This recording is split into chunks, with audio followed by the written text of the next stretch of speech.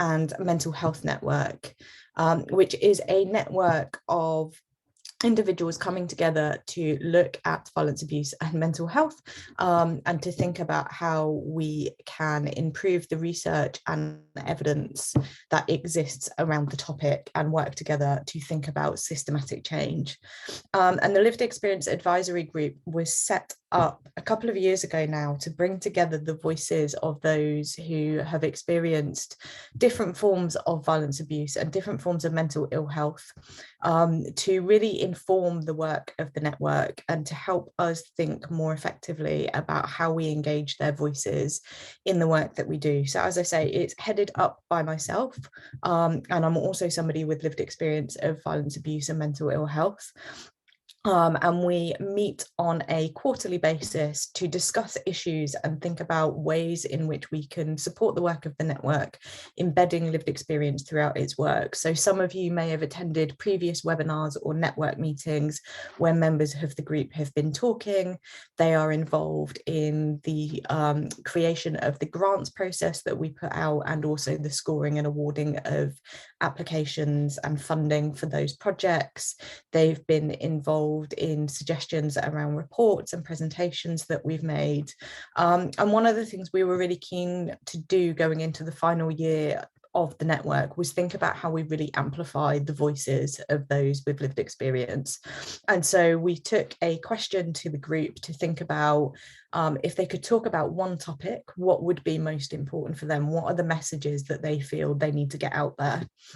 And so one of the things that they came up with, among many, I should say, but that was really important to them, was thinking about the impact of diagnosis on individuals who had experienced violence abuse. And many of the members of the group felt that in many ways, receiving a diagnosis created this sense of criminalization for individuals. So the ongoing ramifications and experience of care and support in medicalized systems actually often created more problems than it sought to solve. So it had potential impacts on their ability to access support or access further support.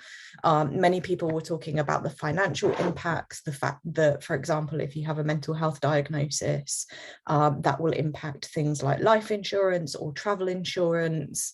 It may impact other areas of your life, that it had potential impacts on accessing educational work, that there were questions around when and where and how to disclose that, and how it may act as a potential gatekeeper to keep people out of certain settings. The potential impact on physical health, and lots of people talking about the fact that they would go for assessments or tests relating to their physical health, but that their mental health diagnosis also appeared on their letters. But on the flip, if they were going for mental health sessions, their physical health diagnoses weren't coming up on letters. That it had potential impact to access to housing and shelter and safety, and also the ongoing impact on relationships.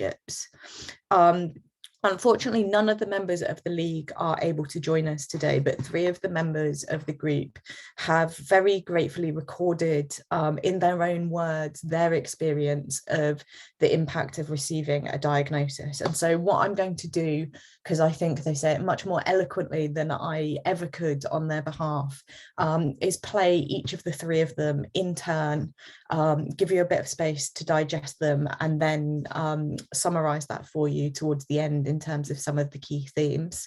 So the first individual that we've got to speak to you today is Emily, and this is what Emily had to say. Hi, my name's Emily. I am a member of the Lived Experience Advisory Group, and I'm going to talk a little bit now about my experiences of diagnosis. So I'm in my 30s now, and my journey in terms of diagnosis started when I was about 14, which is when I first started experiencing really severe mental health issues. And at that time, I was actually desperate for a diagnosis. So I experienced a lot of kind of gaslighting around my mental health, a lot of dismissal. I was told there was nothing wrong with me, even though I was very clearly, really severely distressed, and I was self-harming really badly. And that kind of dismissal came from a lot of different places as well. So from family, from teachers, from friends or peers, like medical professionals. So at that time, very understandably, I felt that a diagnosis would not only offer some kind of way to actually get help, but that there would be also a kind of personal validation in that experience. As, you know, somebody with a diagnosis, somebody would have recognized what it was that I was going through. They would have recognized that I was in pain, and they would have sort of named it. And to me, I think at that time, it felt like it wasn't possible that someone could recognize me in that way without a diagnosis, which is something that now, 15 years later, I've completely 100% turned, reversed my position on. So in the 15 years since I first became unwell, I have had various different diagnoses. So I have had diagnosis of general depression, anxiety, after my early 20s, I got a diagnosis of bipolar disorder. Hi, my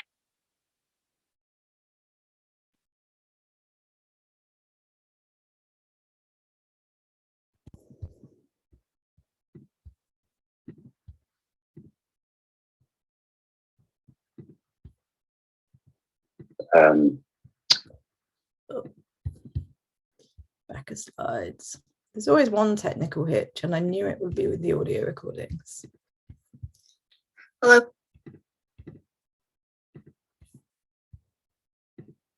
Diagnosis, which is something that now, 15 years later, I've completely 100% turned, reversed my position on. So in the 15 years since I first became unwell, I have had various different diagnoses. So I have had diagnosis of general depression, anxiety. After an episode of psychosis in my early 20s, I got a diagnosis of bipolar disorder. And again, at the time, I did find that quite validating, because it kind of seemed to confirm to me that there was something going on in my life that was worthy of attention, essentially, which is something that I really, really needed. Then in my late 20s, after a period of being suicidal, I was very unwell at the time. I was abusing drugs and alcohol, and eventually ended up in hospital. I got borderline personality disorder diagnosis added to my diagnosis of bipolar. And at that point, I had already started moving away from my identification with diagnostic labels. I'd become quite politicized around mental health. I had started to think about my experiences, and in particularly my trauma, in very political terms, both in terms of my gender and gendered experiences, but also thinking quite seriously about the way that society is structured and how these kind of structures are in place that perpetuate harm towards people. And I had also become involved in the survivor and service user movement. So these experiences and the way I had been thinking and the things I've been reading about mental health had already meant that I was maybe feeling a little bit distant from my diagnosis. I was also kind of questioning whether or not it really spoke to me, or spoke about my experiences in a meaningful way. And I think getting the BPD diagnosis was probably the thing that kind of pushed me over the edge, personally, in terms of how I think about my own diagnosis, or how I think about diagnosis in general. So to begin with, when I received the diagnosis, I was told in the appointment by the doctor, this will never, ever come off your record, which was quite a difficult thing to hear. So I already knew it was a very stigmatized diagnosis.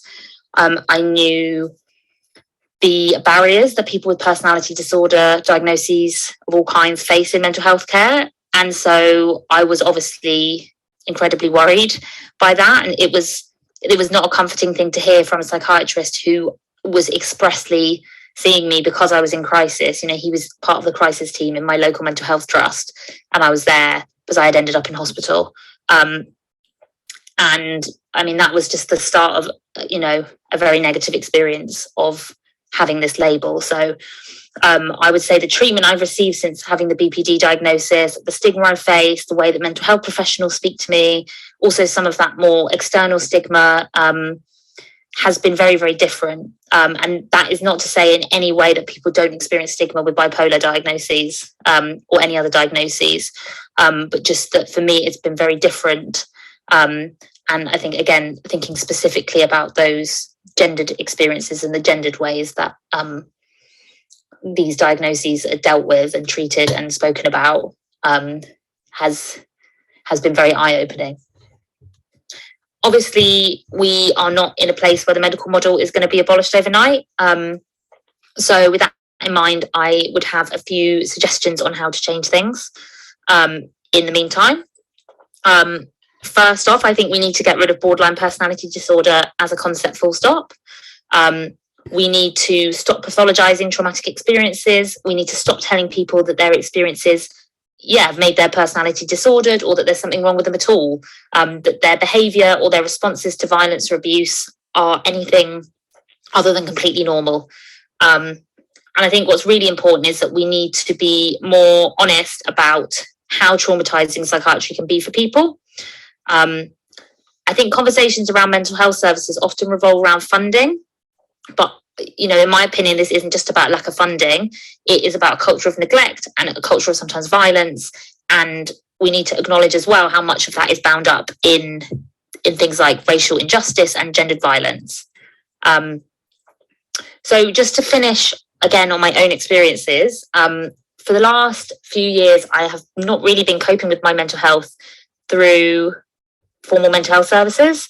I have been more focused on things like community, peer support, and this idea of solidarity kind of underpinning everything I'm doing for myself and everything I'm doing for other people.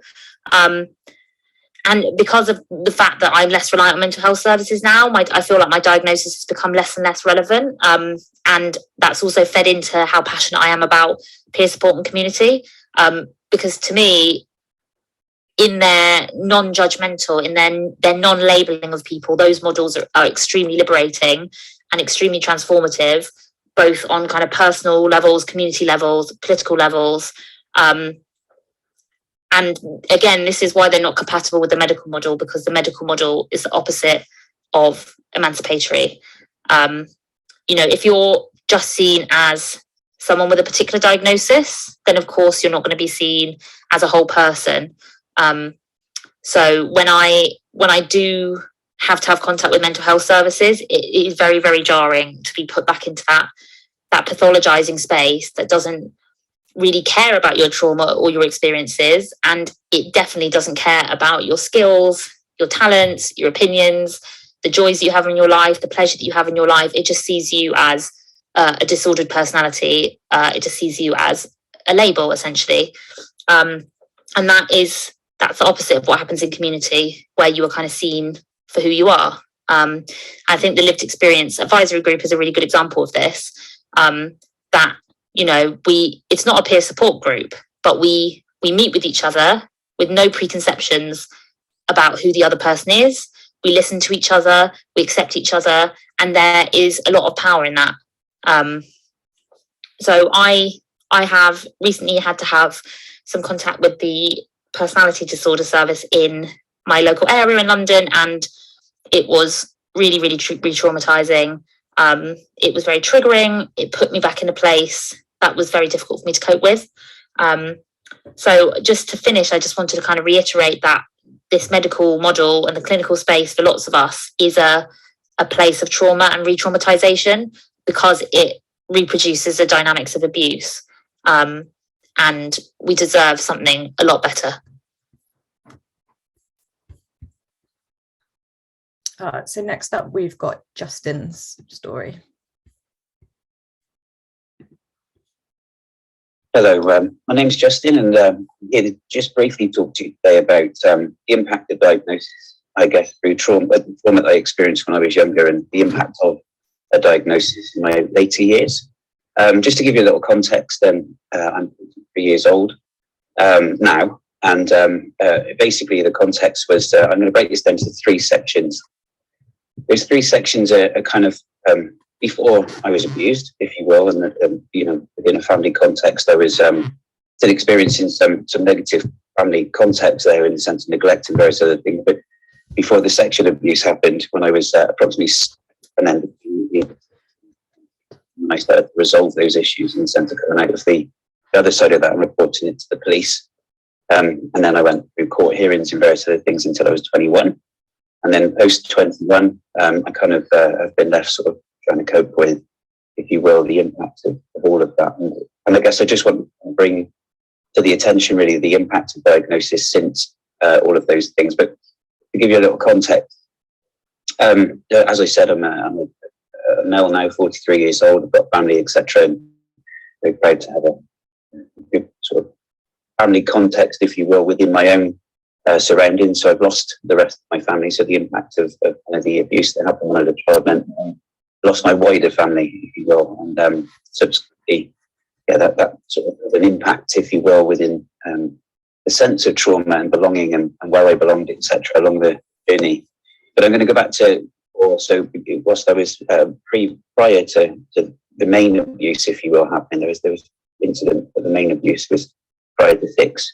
And when we started looking at trauma and things within the groups that we've been talking, we had this conversation around, what are we if we're going into a thing called recovery? What does recovery look like? And that means for me it was before I was 6 years old. So therefore, I can't really revert back to before I was a 6-year-old in the sense of recovery. So the way that I'm going to word this now is coping with.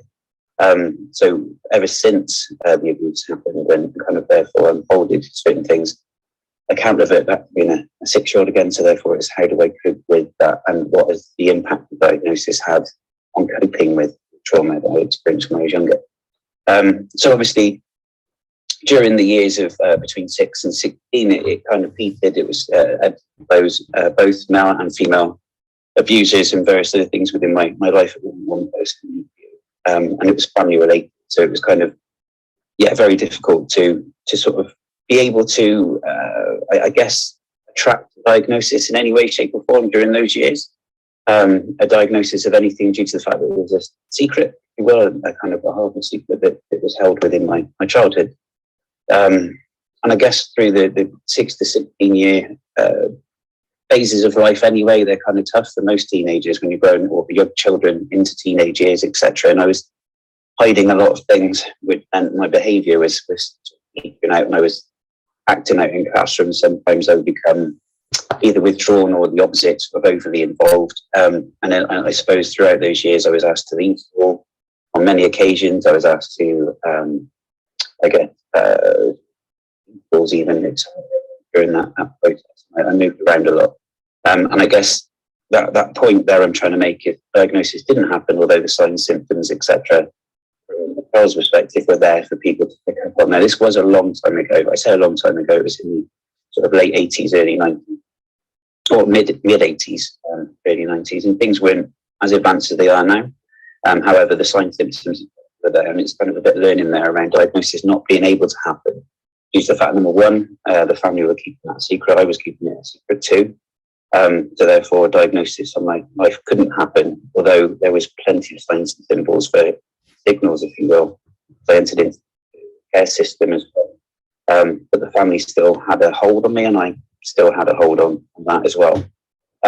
Anyway, during the next phases then, from 16 to 21 years old, I kind of was going through the court processes, went through the police, medical investigations, various other things, which, and once you've admitted something to someone, it becomes easier, if you will, to start to talk about it and verbalise it, which I managed to do with the police initially, well, with a friend at the time, and then it was a difficult process, I'll be honest, and it was something where I felt at my lowest. There was support around me, however, I wasn't necessarily able to engage with it fully. So again, diagnosis was difficult. Counselling services were available, few and far between for men back then.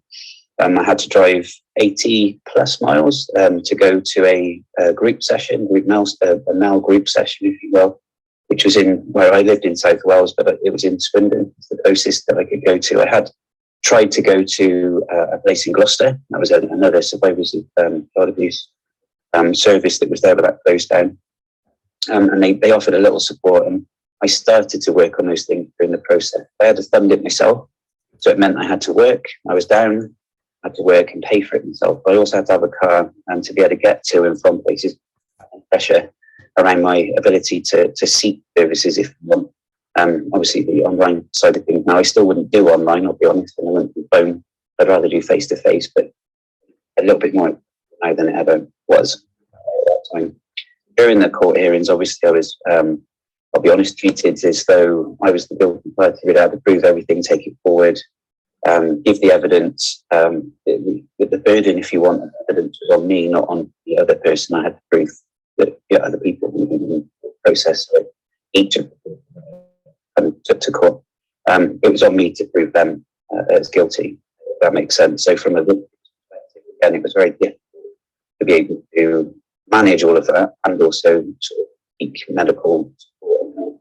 Although I was given I can put it, sleeping tablets, I was given antidepressants, etc., which I'll be honest didn't help because it just I was trying to deal with, and I needed support in other ways around a therapeutic sort of process through those hearings. I needed to be able to talk to someone and get it off my chest and deal with it properly.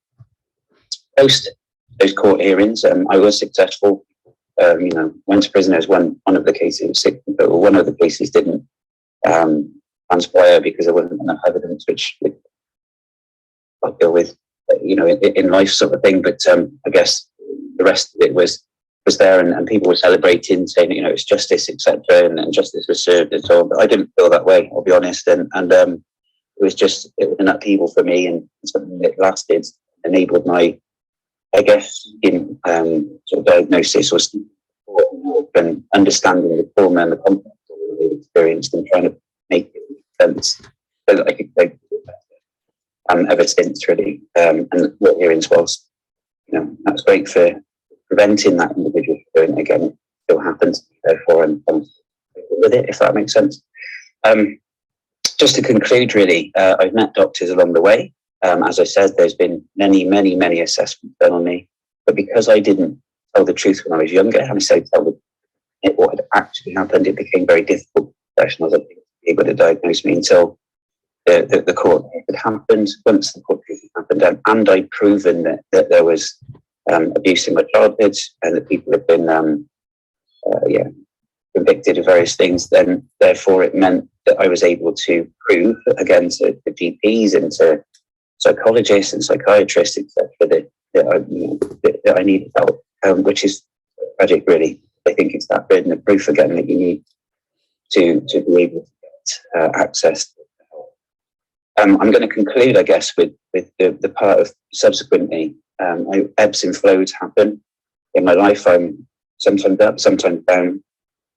But the one thing that I need in the sense of diagnosis, and I've had this in the past with PTSD, and I've been diagnosed with that are probably now obsolete because talking with people it becomes, things like etc. All of those, fine, I can cope with those. But when it comes to the complex trauma and the living with less than, it's very difficult to ensure that I stay stable, that I end up being able to talk when I need to, and I feel things. So, in a nutshell, it's being able to talk with a professional on a regular basis that I trust, that I know, that knows me, so I don't have to repeat myself again or sit in a new group and explain things.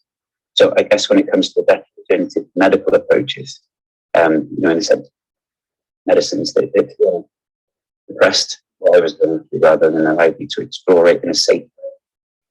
I just need, my perspective from a better alternative would be, I need that consistent support for an organisation. And I know this is very selfish. I think selfish in that as a victim. The services around that are better funded, obviously, so that they can become something that we can rely upon throughout our life, not just during something.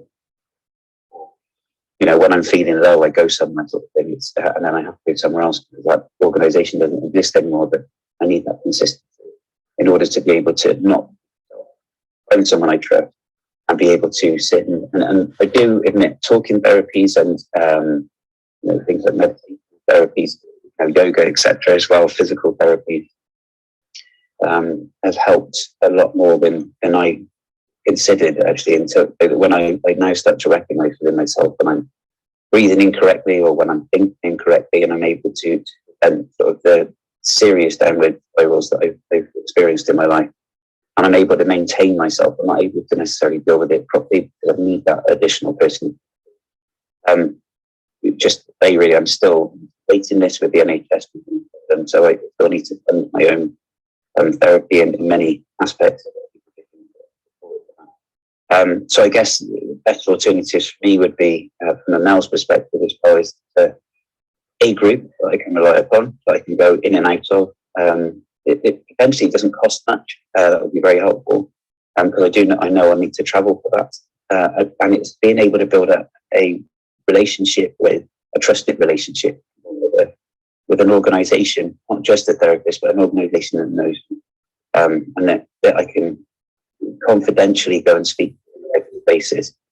I don't know of any. I'm constantly seeking new therapists, and therefore having to fund new ones, and that's still ongoing today. So I guess that's my conclusion, really, is that just some form of consistent access, not on the phone, but in person, from my perspective. So I hope that that's been useful for you today, and apologies, that's 12 minutes of rambling, but I hope there's something in that you can take away and hopefully use for your benefit. Thank you very much for the opportunity. And then finally, hello, Deborah's story. Hello, my name's Deborah, and I want to talk about the impact that a diagnosis has had on my life. And the first thing I'd say is that diagnosis is a misnomer when it comes to people who've experienced trauma, abuse, violence. I would say a medical diagnosis conjures up the image of seeing somebody who's medically qualified and then taking a history and doing an assessment with the person, and then maybe doing whatever tests, and then coming up with a diagnosis which they then share with the person, the patient. And my experience of diagnosis has been the polar opposite of that. It's destroyed my life. It's really hard to begin to know where to start, but diagnosis has been used to exclude me completely from accessing any mental health care, any therapy, any counselling, any kind of social support. It's made me feel worthless, that I'm a non-person, kicked around like a football, just basically passed around from pillar to post and told that I'm unsuitable, that I'm unworthy of help, that nobody's going to help me. And it's become a surreal nightmare. For a start, this is done by somebody who doesn't even meet with you face to face, and a diagnosis is put on you by stealth, i.e. you don't even know that you've had the diagnosis, because nobody's told you, and you find out when things start going wrong for you and you're being refused help from various places. I just want to say a little bit about me and my background. I was brought up in the care system, and I experienced violence, abuse from an early age, and I was taken into care, where I experienced more of the same from the people who were supposed to be caring for me. And then when they'd finished with me, when I was 17, I was discharged basically to the street. I was put in a homeless hostel. And since then, I've been through multiple traumas. And I've found that, in spite of all what I've been through, in spite of all the crimes that have been committed against me, in spite of even achieving justice finally in the court, I still was left without any kind of support. I was left unsupported in the court process, and afterwards I was left without any kind of help.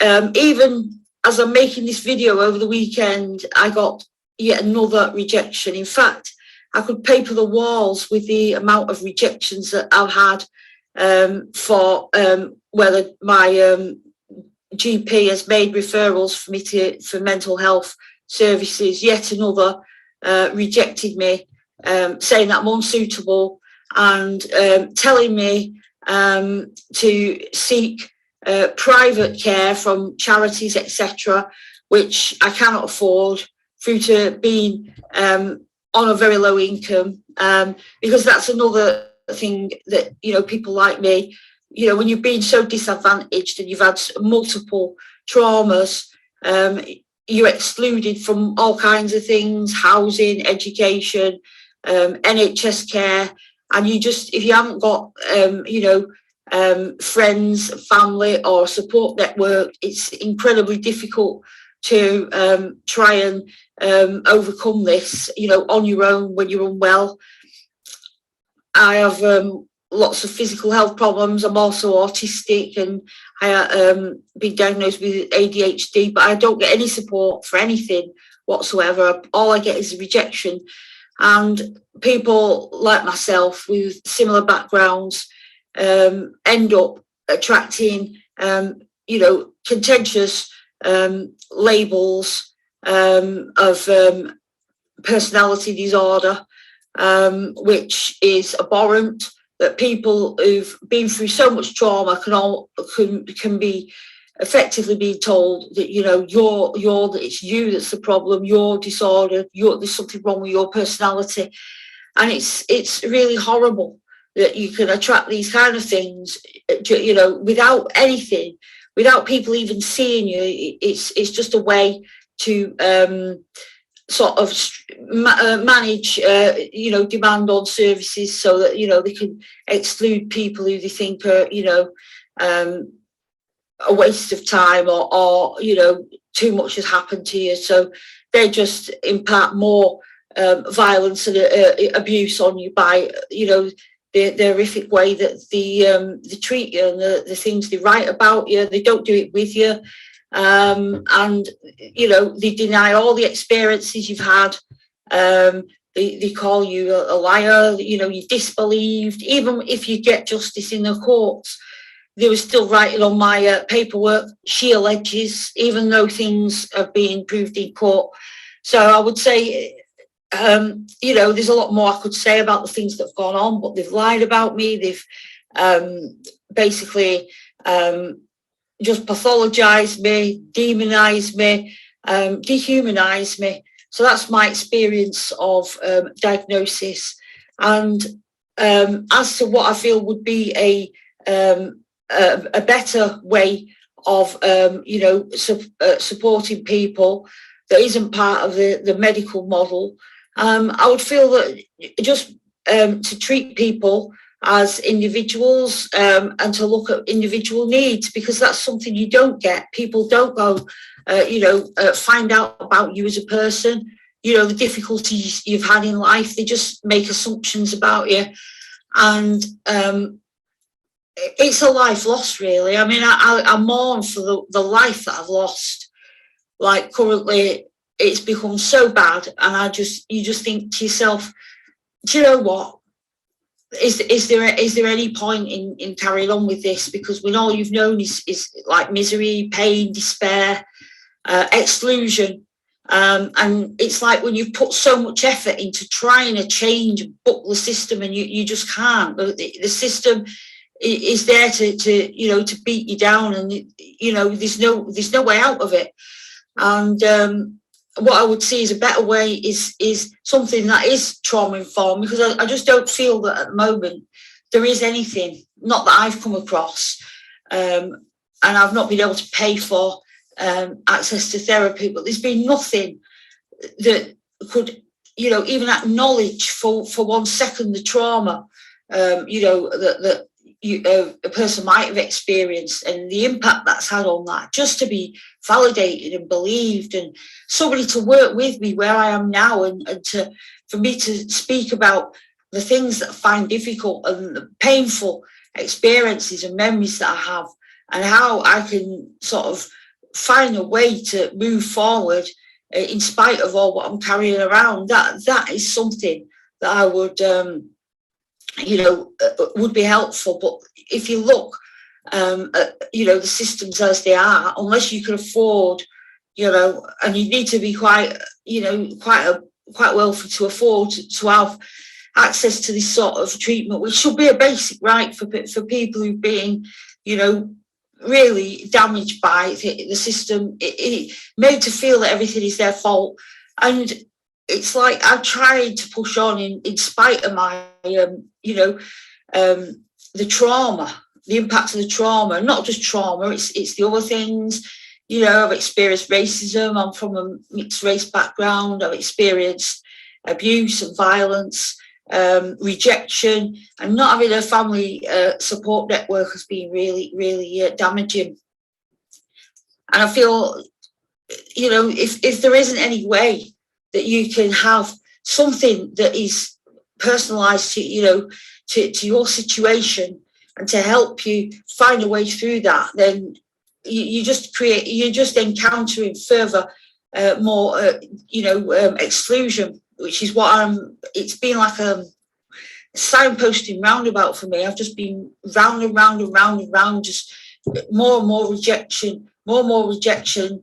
And if you're not being given these diagnoses in person, it's just been written about you and you're not even being told, then you don't know until you start encountering problems. And then occasionally, like in my situation where I've asked, you know, please tell me why this is happening, and you'd be told make a complaint, and then you apply for records or whatever, and you find some really horrific things written about you that are so damaging and so untrue, and then you've no way to challenge it, because you know you need access to legal means to do that, and you know there's a lack of advocacy, a lack of legal help. So I feel that the system is just broken, and there's no way for people who have been had, you know, traumatic life events, traumatic experiences, people in need of support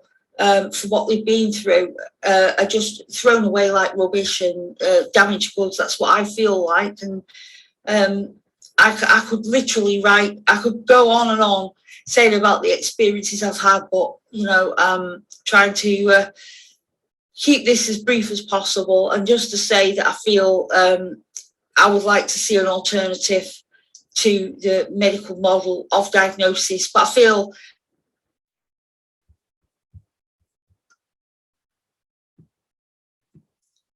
hello, my name's Deborah. So hopefully, as you can see, I've summarised some of the key things that people have said, but there is so much that could be taken from those three stories about the impacts of diagnosis. You know, people saying things like they mourn for the life they've lost, you know, that issue of multiple reassessments and retelling of experiences, being seen as just a part of a person, a label rather than a whole individual. People talk a lot in the league about their behaviours being turned into diagnosis rather than being seen as seen as a struggle, you know, and people understanding kind of really normal responses to, you know, really traumatic experiences and then being pathologized in certain ways. People saying things like, you know, you've been through so much and you're effectively told that you're the problem. And one of the things that people often touch on is how those medical spaces can often reproduce the dynamics of abuse, how there's a doing to and a sense of power and control within those spaces and places. And then in terms of, you know, improvements, one of the things that we asked the league members to reflect on was, if it could be different, how might that look? What would be important to you? And people talked about the need to stop pathologizing, that, you know, that need to stop telling people that their responses were anything other than completely normal to very abnormal experiences, making sure that diagnosis is a diagnosis of inclusion rather than exclusion, that need to really treat people as individuals and offer holistic support. I think it was Deborah that said it, you know, somebody to meet me where I am here and now, and work with me on my current difficulties. That need for organisations to be trauma informed and to really ingrain and embed that impact of what that means. not having to depend on having access to finances to self-fund support. You know, people have already been through so much and are often so disadvantaged in life, and then have to find more money in order to be able to cope with the experiences that they've had. And that sense of being able to tell the story in their own way and have consistent support with the same organisation. And so quickly, just to say before I open up to Q&A, in terms of the next step of the League and thinking about how we really amplify these voices further and think about the work that the group have been doing, one of the things that we'll be doing is launching a blog space on the website to further ensure that the voices of lived experience are really heard, that there's a space to really capture some of these stories and information that's coming through from individuals. We'll also be creating a group ethnography to capture and share experiences and look at the commonalities within the group. And we're also looking at a piece of survivor-led research, which will be led from the very inception, so thinking about what we need to research all the way through the process to drawing up the responses from members of the League to live through. So I am going to stop sharing my screen and open up the chat box and see if there are questions, or people have been saying apologies that I'm trying to look at two screens at once. I can see that a few people have flagged Jessica Taylor's most recent book as something that people might want to have a look at.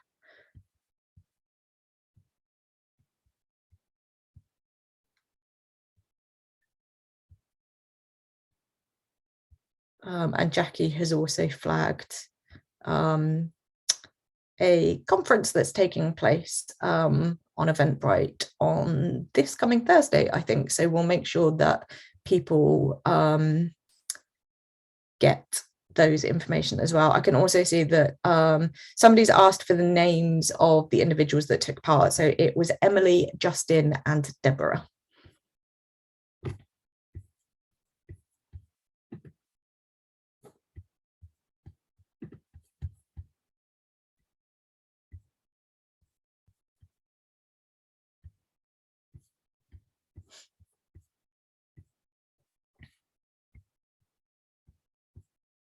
Also going to try and copy over the information on the event so that people have it.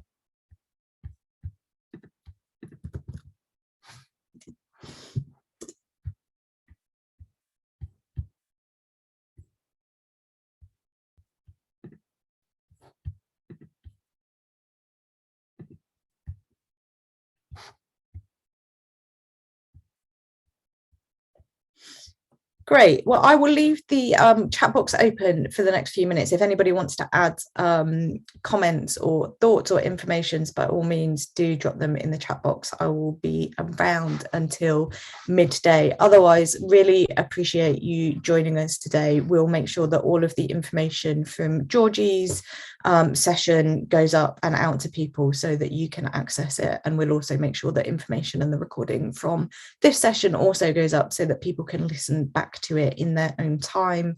Do keep your eye on the website. I'm sure you're already subscribed to the mailing lists, etc. But if not, do drop us an email and get in touch, and we'll make sure that you get all of the future bulletins. Otherwise, enjoy the rest of your afternoon and the rest of the week. And thank you so much for joining us today.